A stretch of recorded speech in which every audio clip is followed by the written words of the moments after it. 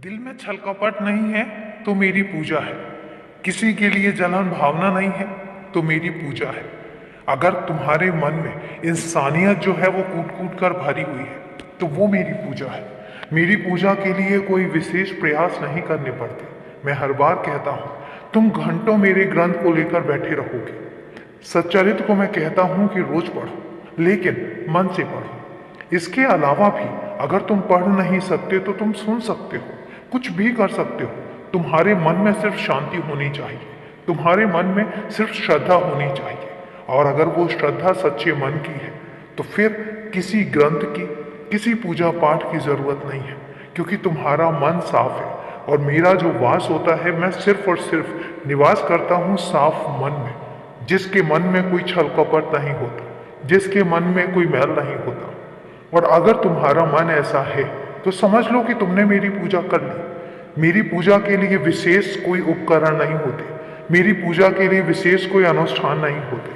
मैं हर बार तो कहता हूँ कि मैं उस मन में वास करता हूँ जिस मन में हमेशा बच्चों की तरह निश्चल वास होता है, जिसके मन में हमेशा के लिए, सबके लिए इंसानियत होती है। उस मन में मैं वास करता हूँ, मैं तुम्हारे मन में वास करता हूँ। क्योंकि सही कारण तो ये है कि तुम्हारा जो मन है बहुत साफ है और बहुत चंचल भी है। तुम हर किसी की बातों में बस पिघल जाते हो। कोई तुमसे जरा सी सहायता के लिए कहे और तुम उसकी सहायता के लिए तत्पर हो जाते हो।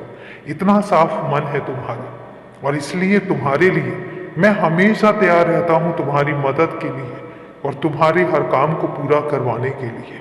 तुम याद रखो, मुझे पता है कि जहां से तुम्हें सफलता नहीं मिल रही है तुम बेचैन हो रहे हो, लेकिन तुम्हारी सफलता यहीं से शुरू होती है और यहीं से तुम्हें सफलता मिलेगी। मैं तुमसे ये वादा करता हूँ और तुमसे कहता हूँ कि देखते तो जाओ, बहुत ज्यादा नहीं, सिर्फ थोड़े समय की बात है, और 1-1.5 साल, और लिख के रख लो, इन 2 सालों में तुम बहुत कुछ कर जाओगे। तुम्हारे घर परिवार में क्या कुछ नहीं होगा ये तुम लिख के रख लो, और 2 सालों में तुम जिस चीज पर हाथ रखोगे वो चीज तुम्हारी होगी। तुम्हारे पास तुमने जिन तकलीफों को देखा है ना, उन तकलीफों की भरपाई होगी, और कितने गुना ज्यादा होगी ये तो तुम अंदाजा भी नहीं लगा पाओगे।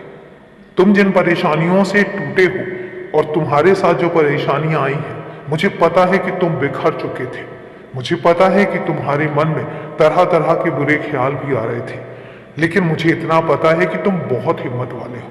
तुमने मेरा साथ नहीं छोड़ा, तुमने मुझ पर से विश्वास नहीं छोड़ा, और यही वजह है कि आज तुम वापस अपने आप को उस जगह पर लेकर जा रहे हो जो रास्ता सिर्फ तरक्की का है, प्रगति का है, सुख समृद्धि का है।